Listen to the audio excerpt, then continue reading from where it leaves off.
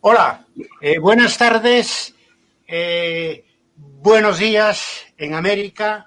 Estamos aquí para presentar mi libro, La base material de la nación, el concepto de nación en Marx y Engels, editado por la editorial El Viejo Topo en Barcelona. Nos acompañan Miguel Riera, editor del Viejo Topo, Jaime Pastor de la Universidad Complutense de Madrid y editor de la revista Viento Sur, Peter Gelle de la Universidad de Potsdam, editor del Diccionario Histórico Crítico del Marxismo de Berlín, y Carlos Astarita, historiador medievalista de la Universidad de La Plata y Argentina.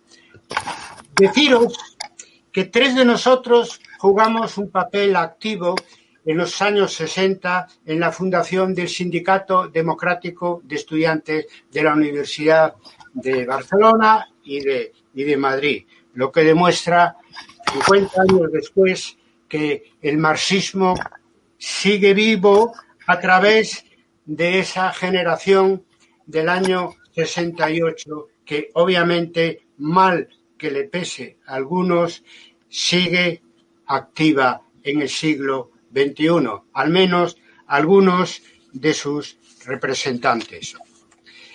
Empezaremos con la intervención del editor del libro, Miguel Riera.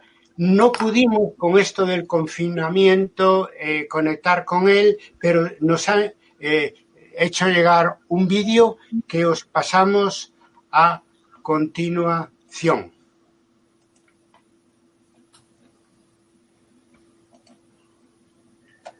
Hola, soy Miguel Riera, editor del Viejo Topo, y este es el libro de Carlos Barros, La base material de la nación, el concepto de nación de Marx y Engels, que hemos tenido la satisfacción de editar hace un par de meses y que se puede encontrar ahora mismo en las librerías españolas. Sobre la idea de nación, de patria, hay, diría yo, bastante confusión en nuestro país. Yo vivo en una nación que ha celebrado hace poco tiempo los 1000 años de existencia, Cataluña. Otros dicen que la primera nación que apareció en Europa fue la española, que surgió tras el matrimonio de Isabel y Fernando y la conquista de Granada y la derrota definitiva de los árabes. La mayor parte de los historiadores nos dicen que el concepto de nación, tal como lo entendemos hoy, es una cosa del siglo XIX y que antes no se podía hablar estrictamente de nación, ¿no? Hoy en día, cuando hablamos de España, muchas veces se sustituye la idea de España por el Estado español, ¿no? Como si el aparato administrativo del país sustituyera a la idea de patria o nación. En fin, todo esto es muy confuso. Y por eso me parece un acierto lo que ha hecho Carlos Barros de ir a las fuentes marxistas originales para tratar de vislumbrar cuál es la idea de nación en Marx y Engels y aportar elementos para la construcción de una teoría materialista de la nación. Carlos Barros explora distintas obras de Marx y Engels y nos aporta muchas iluminaciones, muchas, yo diría casi epifanías, ¿no? Extrayendo frases de obra, como por ejemplo cuando nos explica que Marx y Engels nos dice que la génesis de la clase y la génesis de la nación son procesos paralelos. O cuando nos explica Marx y Engels, nos dice que en la sociedad comunista se extingue la nación. ¿En qué sentido lo dicen? ¿A qué se refiere? Cuando nos dicen que el proletariado no tiene patria, ¿qué quieren decir? ¿Que las patrias desaparecen o que son patrias diferentes? Todo esto nos lo explica muy acertadamente Carlos, ¿no? Con cosas tan yo diría que relevantes cuando nos explica que el conflicto entre las fuerzas productivas y las relaciones de producción conduce a la lucha de clases, mientras que el conflicto entre las fuerzas productivas y las condiciones de producción conducen a la lucha de las naciones. También, por ejemplo, cuando nos explica algo que de alguna manera veíamos, ¿no? Realmente, aunque en fin, la mayor parte de nosotros leemos en la materia, pues dábamos por bueno sin reflexionar sobre ello, que es el diferente punto de vista que parecen aplicar Marx y Engels, parecen aplicar al conflicto en Irlanda o en Polonia en relación con, por ejemplo, la unificación de Alemania. Todo esto son elementos en orden a avanzar hacia esa teoría materialista de la nación de la que hablaba antes, me parecen sumamente útiles. A mí, desde luego, como lector, no hablo ahora como erudito, que no lo soy ni de lejos, sino como lector, es un libro que me ha ayudado mucho a comprender la idea de nación vinculada a la idea de clase, naturalmente, y que no voy a discutir aquí precisamente por esta condición del ego de la materia, pero sí que voy a recomendar su libro. Creo que es un libro utilísimo, que para los marxistas es un libro que les va a ilustrar e iluminar en cosas que crean, como yo mismo, que creíamos sabidas sin haber reflexionado sobre ellas. Y esto es todo lo que puedo decir y debo decirles sobre ello. Muchas gracias.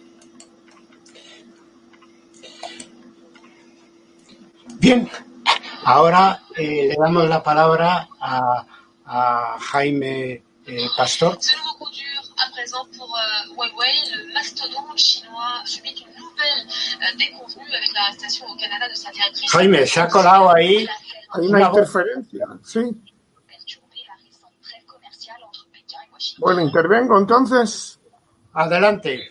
Venga, bueno, muchas gracias a Carlos Barros por invitarme a la presentación de su libro. Debo de decir que bueno, tiene un enorme mérito, primero porque fue escrito lo fundamental, ha añadido algunas cosas, pero fue una obra escrita en 1985 y por lo tanto es de las primeras obras, digamos, desde la izquierda de ámbito español, ¿no? De ámbito estatal, que reflexiona sobre la cuestión de la nación desde el marxismo, ¿no? Y eso es lo primero que debería señalar.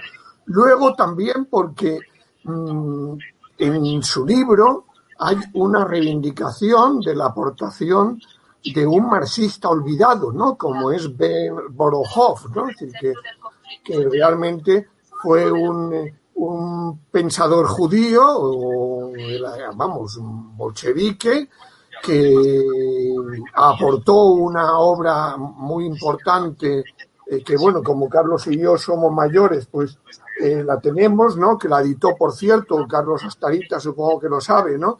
La editorial está Cuadernos de Pasado y Presente de Argentina, ¿no? Y que bueno, que yo creo que a mí desde luego me interesó mucho en aquel entonces, ¿no? Entonces, bueno, y luego también, pues que evidentemente aporta su propio punto de vista sobre esta cuestión. Ya entrando a comentar el libro, pues yo creo que lo primero, quizás el título, a mí me habría gustado más el título original que de cuando escribió por primera vez el libro en gallego, ¿no? Es decir, la base material e histórica de la nación, ¿no? Porque quizás luego lo que se desprende de la lectura del libro es que evidentemente, por lo menos para la gente en general, el concepto de material puede permitir una interpretación estrecha, ¿no? En cambio, su articulación con histórica e incluso con elementos culturales, pues ayudaría a entender mejor, en cierto modo, la tesis que desarrolla Carlos en el libro, y que en cierto modo yo lo veo en cierta continuidad, aunque también marca sus críticas a Borojov, con la aportación de este marxista judío que murió muy joven, ¿no? A los 36 años, en diciembre de 1917, ¿no? Porque se mueve precisamente como él entre la interpretación materialista estrecha que haría Kautsky después de Marx y Engels y la que haría Otto Bauer, digamos, más culturalista. Entrando ya en la visión que ofrece de la reflexión de Marx y Engels, claro, yo creo que bueno, también es algo relativamente original, ¿no? Porque aparte de Borojov, pues ha habido pocos que han retomado ese concepto de condiciones nacionales de producción, y por lo tanto eso es lo que desarrolla también Carlos Barros, explicando los distintos elementos que se dan en esa interpretación de Marx, que además aparece dentro de su magno libro de El Capital, ¿no? Y cómo, bueno, pues también analiza las relativas contradicciones que se dan dentro del manifiesto comunista cuando hablan Marx y Engels de la nación, de la patria y de las clases sociales. También pone el acento en la cuestión irlandesa, que es central, claro, para la evolución del pensamiento de Marx y Engels, menos en la polaca. Quizás yo echaría en falta una crítica mayor de las tesis, sobre todo de Engels, sobre las naciones con historia y naciones sin historia, ¿no? Cita a Roman Rozdolski, pero creo que eso habría exigido quizás más desarrollo, pero claro, estamos hablando de un libro de 1985 que ya es denso de por sí, ¿no? Claro, yo en un libro que publiqué en 2012 y luego hubo una segunda edición en 2014, pues dediqué una parte del libro que se titulaba Los nacionalismos, el Estado español en la izquierda, pues dediqué una parte, por supuesto, a Marx y Engels, ¿no? Claro, yo creo que quizás, yo lo enfoco más desde el punto de vista de la interacción, ¿no? Entre desarrollo capitalista, o sea, por lo tanto, desarrollo de las fuerzas productivas y de las relaciones de producción capitalistas, proceso de construcción de la nación, pero también proceso de construcción del Estado. Es decir, de cómo se fue conformando un sistema de Estados-nación en Europa a medida que se iba desarrollando el capitalismo y, por lo tanto, las clases sociales y la clase burguesa, como la clase burguesa iba transformando esas relaciones y erigiéndose en fuerza hegemónica, ¿no? Pero ya yo creo que es muy importante ver el factor construcción del Estado en Marx y Engels, porque eso es lo que les lleva también a una visión, digamos, que tiende a subestimar esas naciones sin historia, ¿no? Es decir, ve que el marco más progresivo, más favorable para la clase obrera es el de los grandes estados y de las grandes naciones, ¿no? Ligado a algo que también señala Carlos Barros en su libro, al optimismo que expresan entonces Marx y Engels después del estallido de las revoluciones de 1848. Luego rectificarán, luego reconocerán que no, que esa esperanza en la superación progresiva de las contradicciones nacionales, ¿no?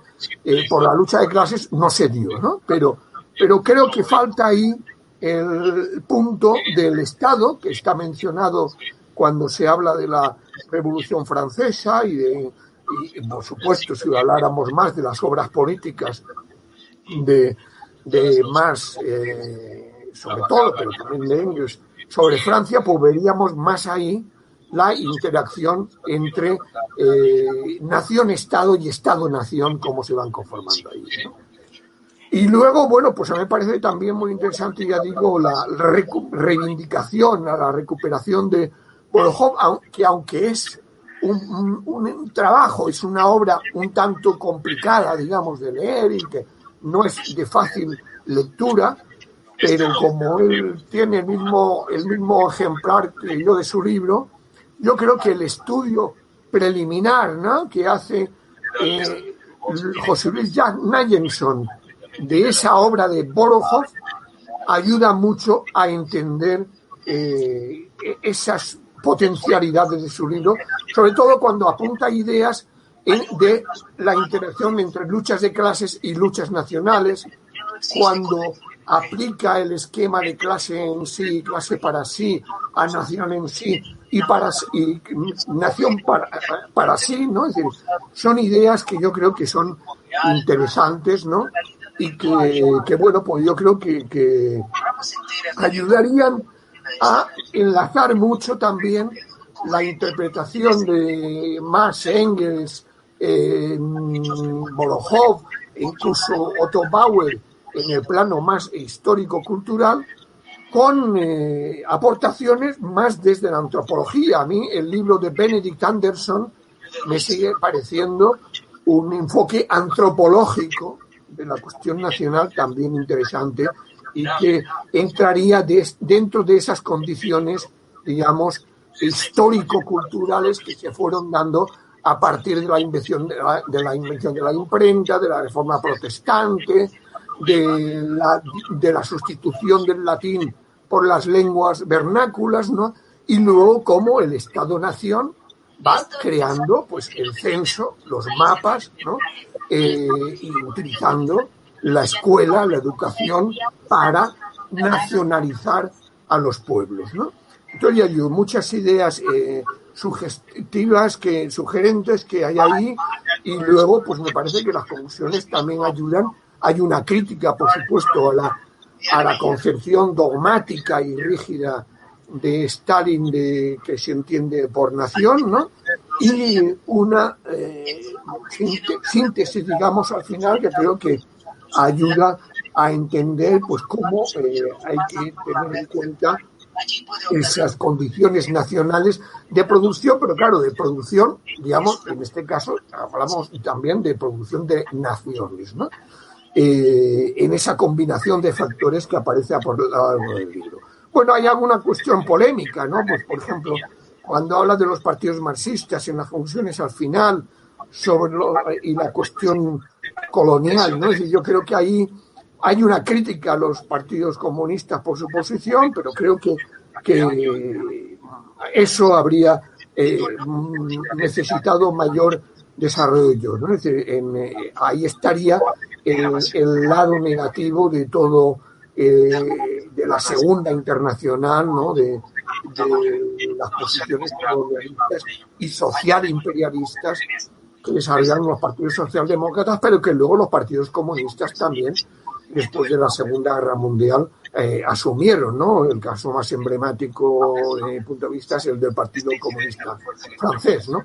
Pero bueno, como ya digo, me parece que es una contribución muy útil para retomar el debate sin necesidad de entrar en el terreno estratégico, táctico, concreto, pero desde luego reconociendo que bueno, la cuestión nacional está ahí, ¿no?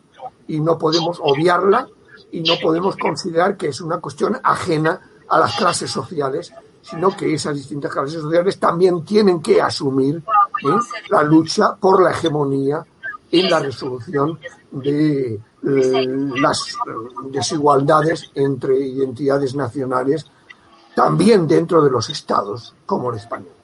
Gracias.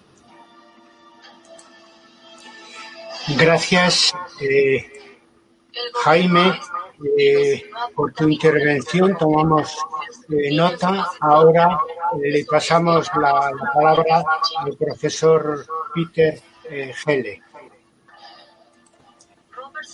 Sí, muchas gracias, Carlos, por invitarme a esta presentación.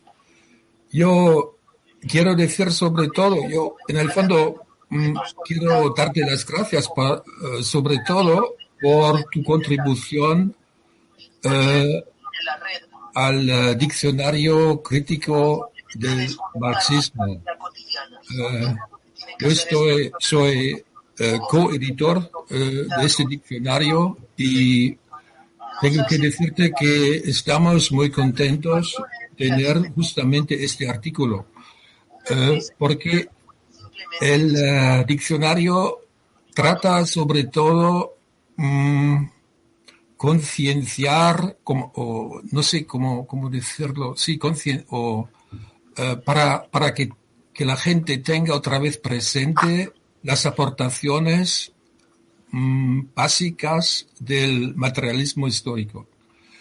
Y ese trabajo tiene que ser, hecho por cada generación nuevamente, creo.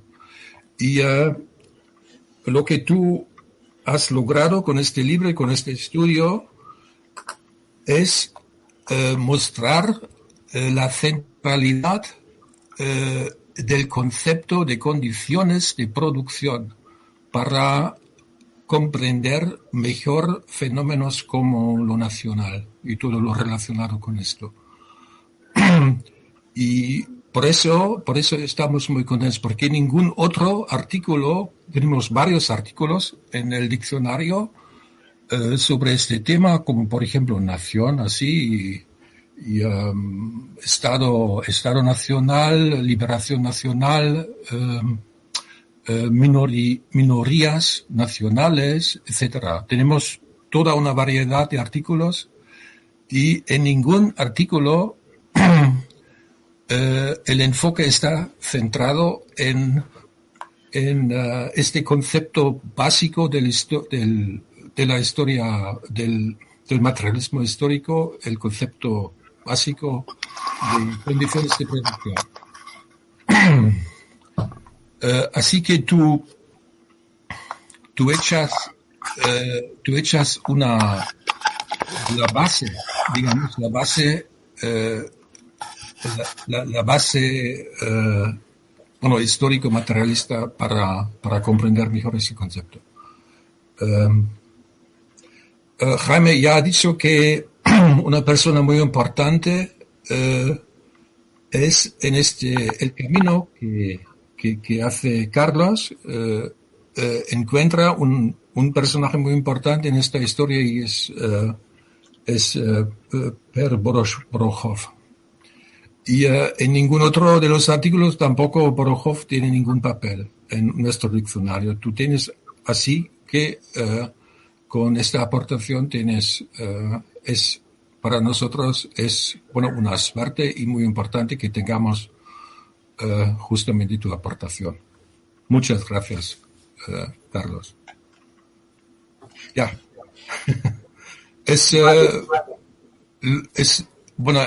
lo que quiero decir sobre todo en este momento. Gracias. Vale.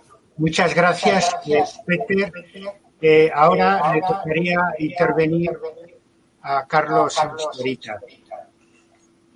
Bueno, en primer lugar te agradezco, Carlos, el que me has facilitado esta reunión para la presentación de tu libro.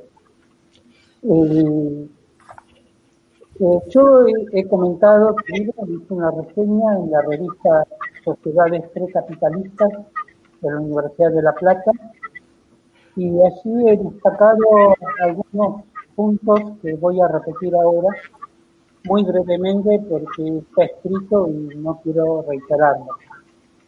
Uno de ellos que es algo que surge de mi experiencia personal, la problemática de la nación, que yo la había leído fundamentalmente en Pierre Vilar, y a partir de Pierre Vilar accedí a la concepción de Stalin, y el libro tuyo me ha hecho cambiar esa visión. Esto ya pone de relieve la importancia que tiene ir directamente a las fuentes primarias. Y en esto me parece que has hecho un trabajo excelente recorriendo muchas obras de Marx y de Engels. El otro aspecto es que haces hincapié en una especie de confluencia entre análisis histórico y análisis político, entre investigación científica y consecuencias prácticas.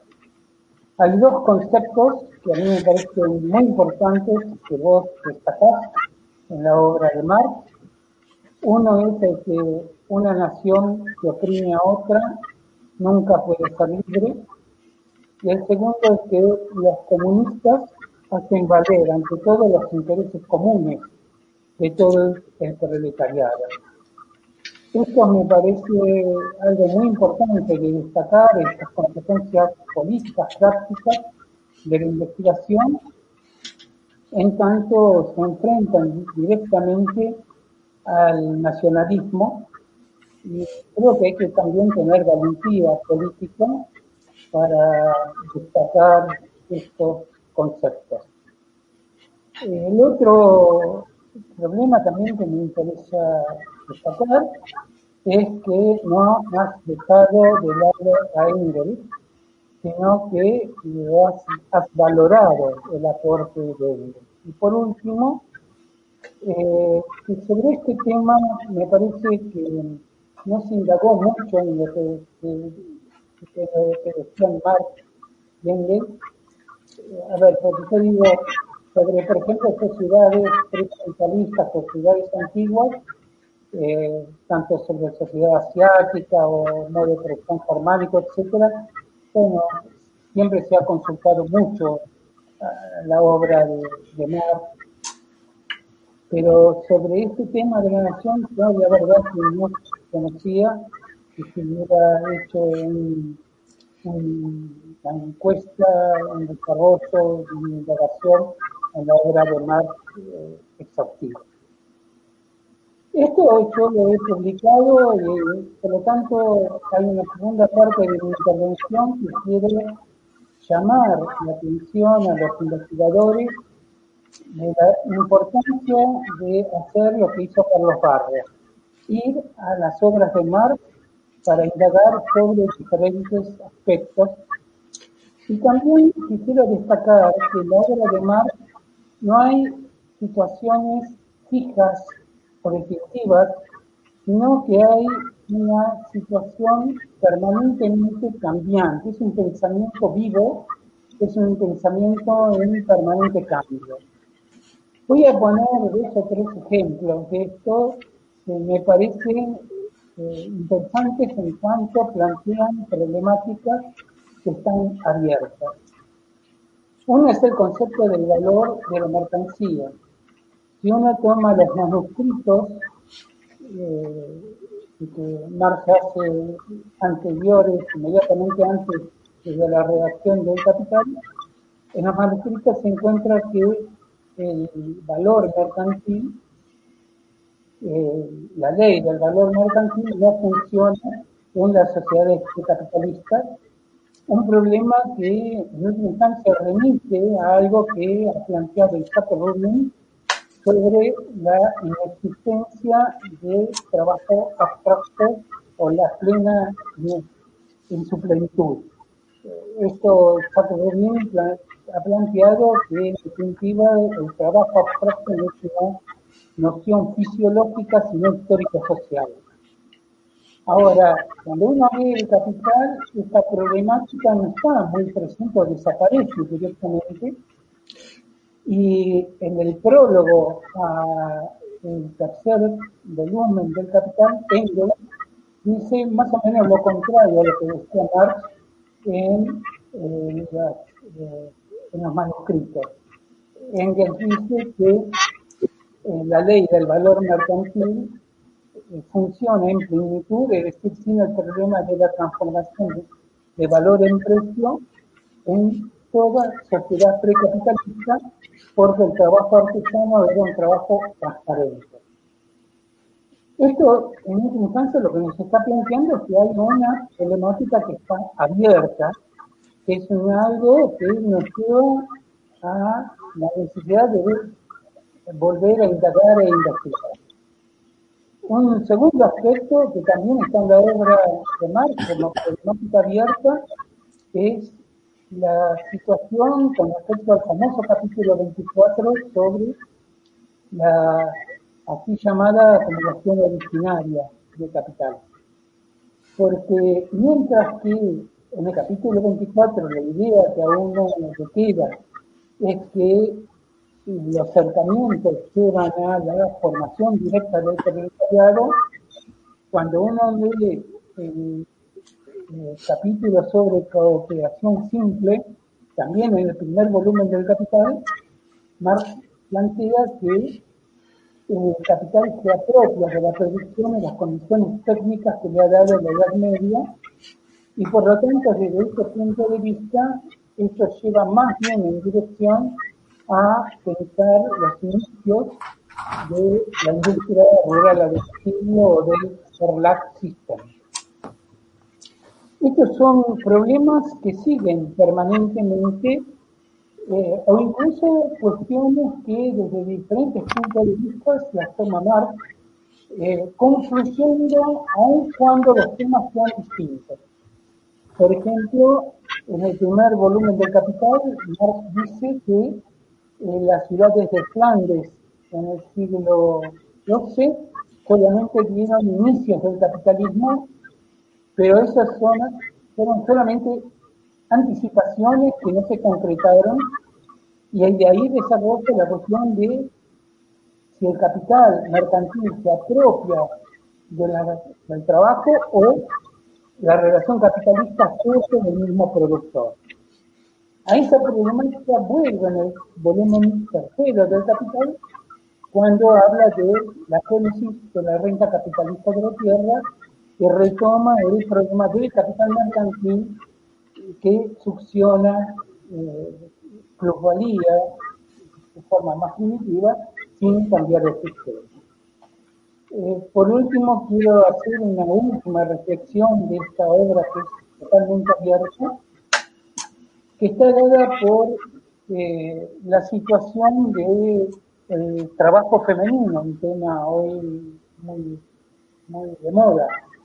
Yo leo, por ejemplo, en Mediasur ha sostenido que Marx tenía la idea de que la mujer fue la primera explotada, la primera forma de explotación de clase, la explotación de mujer por el hombre. Cambio, en uno de los últimos escritos de Marx, comentando el trabajo de Kowalewski, Marx dice que en Argelia había propiedad familiar invisible y la producción era controlada por las mujeres. Estos son algunos de los ejemplos. Lo que quiero es desterrar la idea de que en Marx hay un pensamiento inmodificable, duro, dogmático, sino que permanentemente un pensamiento con cambios, con variaciones, con incorporación de nuevos conceptos, y esto me parece que es extraordinariamente importante. Lo último que quiero decir es que esta riqueza de Marx se puede encontrar en cada rincón prácticamente de su obra. Un solo ejemplo. Una de las mejores definiciones que yo he encontrado sobre el concepto de determinación es una nota a pie de página en el capítulo de la mercancía de El Capital, donde Marx dice que el Quijote experimentó en sus costillas que para seguir andante no era compatible con todas las épocas. Este es, en definitiva, el tipo de trabajo que hay que hacer, que hay que volver a hacer, que algunos autores, como Godelier, por ejemplo, hicieron con las ideas antiguas, y que muy fructíferamente también ha realizado Carlos Barros con un libro a todas luces recomendable, que es este libro sobre la problemática de la nación y de las nacionalidades en Marx. Bueno, de nuevo, gracias Carlos por haberme invitado a esta tan provechoso intercambio de ideas. Gracias. Bueno, muchas gracias. Muchas gracias, Carlos. Ahora me tocaría, por último, intervenir a mí sobre mi propio libro. Tengo que, no puedo obviar, hablar yo mismo sobre el libro que motiva este evento de transmisión virtual. Primero, agradecer a los colegas que me han precedido su interés por el libro y el que hubieran accedido a acompañarme en esta presentación, que tiene en común para todos nosotros, naturalmente, reivindicar el papel necesario del marxismo en este siglo XXI. Primero, explicar la motivación personal mía para escribir el libro, ¿no? Yo, como sabéis, soy gallego de nación y desde muy joven, desde que he empezado a tener conciencia política, me planteaba el interrogante que me generaba cierta inquietud por no saber la respuesta inmediatamente y es lo siguiente: ¿cómo puede ser que una nacionalidad como la gallega hubiera perdurado a lo largo de los siglos, concretamente en el siglo XVI, XVII, XVIII, en el antiguo régimen, sin apoyo oficial ninguno, sin apoyo institucional, sin intelectuales, etcétera, que lo apoyaran, cosa que fue así hasta mediados del siglo XIX con el resurgimiento. Y yo intuía que tenía que haber algo más que el aspecto idealista, espiritual del hecho nacional, tal como nos lo exponían, nos los pusieron los nacionalistas gallegos desde el siglo XIX. Intuía que tenía que haber una base material y ahí es donde me encontré con Borojov en la edición justamente que acaba de poner en evidencia aquí en su intervención Jaime Pastor, ¿no? Yo creo que eso me animó principalmente a una relectura de las obras de Marx y Engels para entender esto que yo llamo la base material de la nación. Bueno, abreviamos en el libro, pero realmente, como ha dicho Jaime también, en mi primera versión escribí la base material e histórica de la nación. El apartado capítulo 3 de historia es fundamental para entender lo que se defiende en el libro y en general para entender lo que es el marxismo, o sea, el materialismo histórico, ¿no? Borojov, la historia de Borojov, aparte de ser interesante intelectualmente, es conmovedora, ¿no? Él es expulsado del Partido Socialdemócrata ruso hacia 1909 por ser un nacionalista judío. Inmediatamente publica sus obras sobre la cuestión nacional judía y sobre esa idea de él de combinar el nacionalismo con el marxismo. Es dirigente de un partido sionista de izquierdas, los Obreros de Sion, que después él y su partido ingresan en el año 1917, después de la Revolución de Febrero, en el Partido Socialdemócrata de Rusia, bolchevique. Él, digamos, que organizó las brigadas judías en la Revolución y los inicios de la guerra civil en favor del Estado soviético y, desgraciadamente, muere significativamente hace un siglo por una neumonía en diciembre del año 17. Yo creo, en todo caso, que no hubiera sobrevivido a la represión stalinista, porque era muy original en su pensamiento marxista y además era judío. Por lo tanto, creo que esta presentación digital de mi libro lo que debe servir es para la rehabilitación de ver Borojov. Yo en eso me uno a los planteamientos que ha hecho Jaime Pastor aquí. Merece volver a ser leído. A mí me abrió un camino, sobre todo para volver a las obras de Marx, para reconstruir un concepto materialista de nación. Porque de lo primero que me di cuenta es que Borojov no tuvo acceso a obras fundamentales de Marx y de Engels.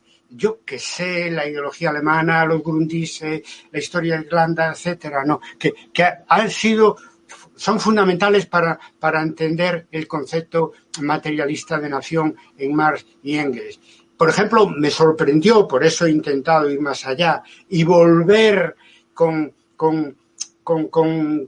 todas las ideas que aporta Borojov a leer a Marx y a Engels, porque Borojov subestima el factor económico, creo yo. Cuando habla de condiciones de producción, habla sobre todo de condiciones naturales e históricas, cuando las condiciones económicas son fundamentales para Marx y Engels y son fundamentales para entender históricamente, incluso hoy en día, el hecho nacional. Por ejemplo, no valora la importancia que tienen las condiciones de producción en su fase reproductiva, es decir, que hay que entender las condiciones nacionales de producción y de reproducción.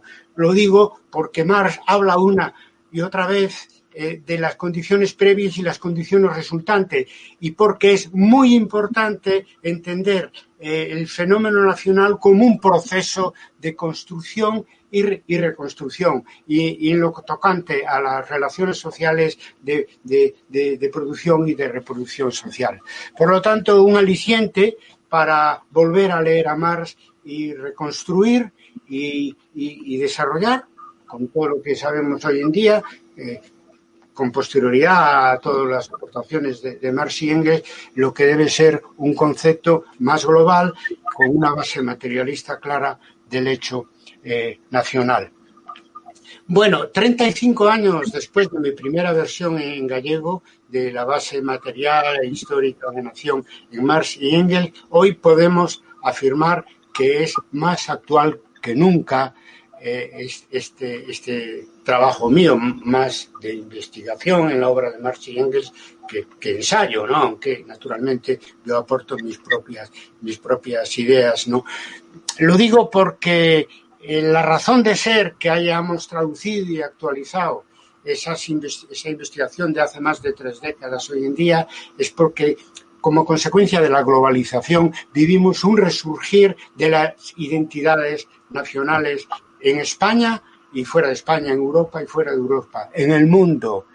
Es decir, hoy vuelven a estar de actualidad las viejas y las nuevas y los nuevos hechos nacionales. No solamente las nacionalidades sin Estado y los Estados-nación, sino también los nuevos fenómenos de nacionalidad que podríamos decir como es de ámbito regional, como Europa, de ámbito nacional, como la globalización en este momento, que acabará más pronto que tarde generando un proceso globalista de identidad mundial. Por lo tanto, hoy se superponen las identidades. Eso en la época de Marx no estaba para nada en el horizonte, ¿no? Y es que hoy hay dobles, triples y hasta puede haber cuádruples identidades. Se complejiza mucho el fenómeno identitario de orden nacional y es necesario una metodología para poder abordarlo con un mínimo de rigor. Y ahí el ejemplo de Marx y Engels en sus trabajos, no solamente teóricos, sino también periodísticos, la correspondencia, todo eso que yo he estudiado al mismo nivel, ese tipo de fuentes secundarias que el Capital, los Grundrisse o las obras más teóricas y más profundas de los fundadores del marxismo.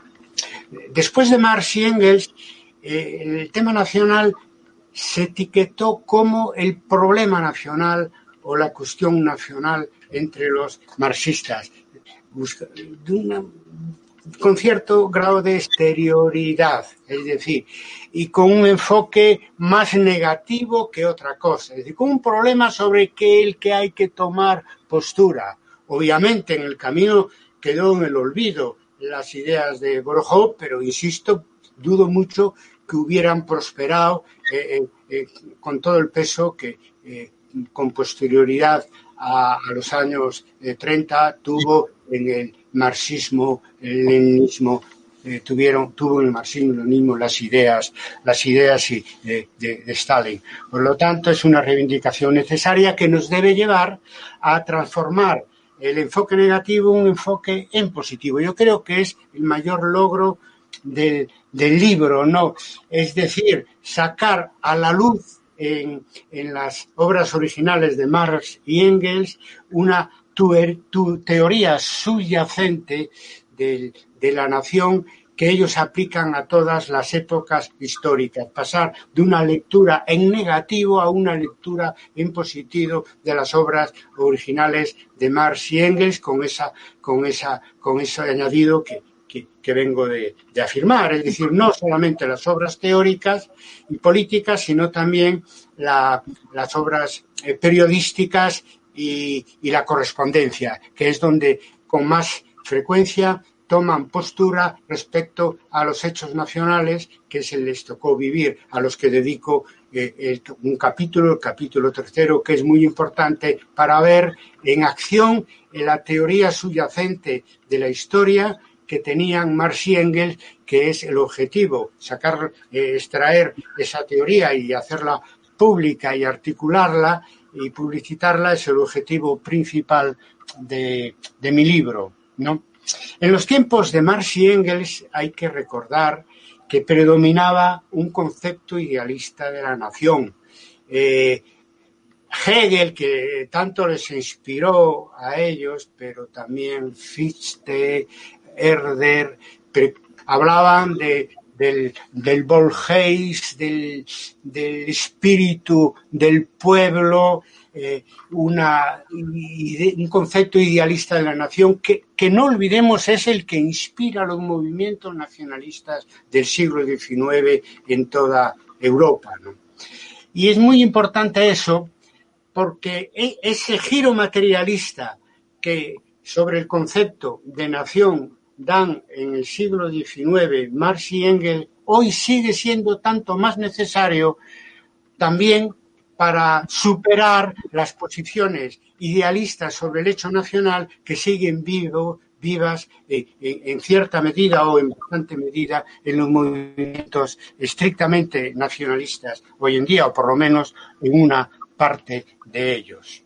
El último Engels, tan autocrítico que tanto tenemos que revalorizar, decía en alguna de las cartas, no tengo la referencia ahora, que quizá ellos tuvieron que insistir mucho en el papel de la economía para entender la sociedad y la historia, porque justamente luchaban contra esa hegemonía del idealismo en lo que en aquel momento no se llamaban, pero hoy podemos llamar ciencias sociales, ¿no? Entonces, en ese sentido, es muy importante tener en cuenta que a veces lo que parece un exceso de interés por la base de material de la sociedad, pues hay que contrarrestarlo a través de la dialéctica, hoy con un enfoque más global, etcétera, ¿no? De todas maneras, en el caso del concepto de nación, el problema no es tan así, porque en el propio concepto de condiciones de producción, de condiciones nacionales de producción, que a veces ellos lo utilizan como sinónimo de otro, que son condiciones existenciales de la nación. Es decir, condiciones de la existencia de la nación. Pues en este concepto que que se diferencia un poco, aunque lo contiene, pues de otros más abstractos, como fuerza productiva, relaciones de producción, modo de producción. En este concepto de condiciones de producción o condiciones de existencia nacional, obligatoriamente hay que articular la interacción entre la base y la superestructura, cosa que no pasa con otros análisis, por ejemplo, con análisis del capitalismo en sí mismo, por ejemplo. Y ellos lo hacen cada una de las aplicaciones de su concepto de nación, sobre todo en el trabajo de coyuntura, ¿no? Sobre la India, sobre Alemania, sobre Francia, sobre Polonia, sobre Irlanda, que me han servido de mucho para entender sobre el terreno cómo funciona el concepto dialéctico y materialista de nación en Marx y Engels, ¿no?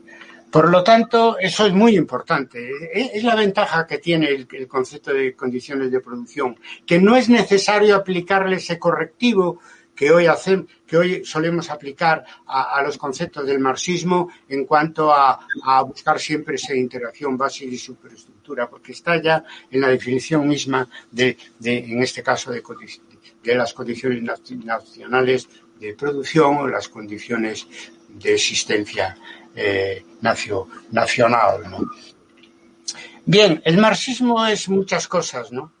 Pero yo quiero reconocer aquí, y en el sentido de dar a conocer, que la metodología marxista original envejece probablemente mucho mejor que otras propuestas y dimensiones que tiene el marxismo en el campo de la filosofía, la economía, de la acción política, etc. O sea, envejece muy bien. De alguna manera, todos somos o debemos ser marxistas si queremos analizar fenómenos sociales complejos. En este turbulento siglo nuevo, pienso y concluyo que las ciencias sociales y las tendencias intelectuales que se olvidan del marxismo no les va a ir nada bien y ya no les está yendo nada bien. Ya no digo porque son clásicos de las ciencias sociales y a los clásicos nunca hay que olvidarlos, pero concretamente si los olvidas mientras el capitalismo exista, fallas en las predicciones y fallas en las propuestas. A veces porque intencionadamente son opuestas al progresismo que ilumina, por hablar con un término actual, al pensamiento marxista desde sus orígenes en el siglo XIX. Yo pondría como ejemplo de que una propuesta filosófica, política, económica, que se olvide del marxismo, sobre todo en terrenos donde el marxismo ha jugado un papel principal para definir esas áreas disciplinares, pues les puede ir tan mal como le ha ido al posmodernismo y al neoliberalismo en campos distintos, ¿no?, que hoy sabemos están bastante en retirada. Nada más, yo no quería terminar sin hacer referencia a dos cuestiones que se plantearon por parte de los colegas que me precedieron y que además a mí me inquietan, ¿no?, desde el punto de vista del análisis que hay que hacer actualmente sobre el hecho nacional, desde el punto de vista de la izquierda y más todavía desde el punto de vista del marxismo. Es lo que yo llamaría el derecho a la identidad nacional. El derecho a la identidad nacional, hoy ampliamente asumido, y su consecuencia política, el derecho a la autodeterminación nacional, a que un pueblo a decidir su destino y todo eso.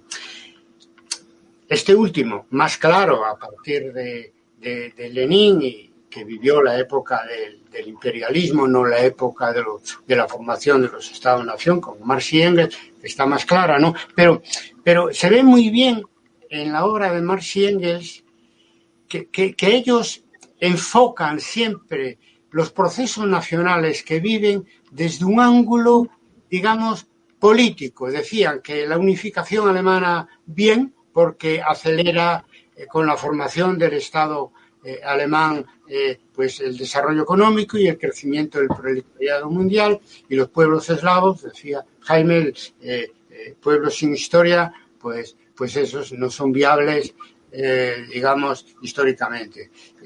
No es la única ocasión en que dicen que proyectos nacionales no son viables. Hoy eso estaría, en fin, prohibido. Es decir, hoy más bien pensamos que existe un derecho democrático que nace con la Revolución Francesa y la soberanía de la sociedad civil frente al Estado absolutista. Pensamos que hay un derecho a la identidad nacional en el tiempo de Marx y Engels, que tanto aportan para entender de una manera materialista, dialéctica e histórica el hecho nacional. Sin embargo, no formaba parte todavía de sus reivindicaciones.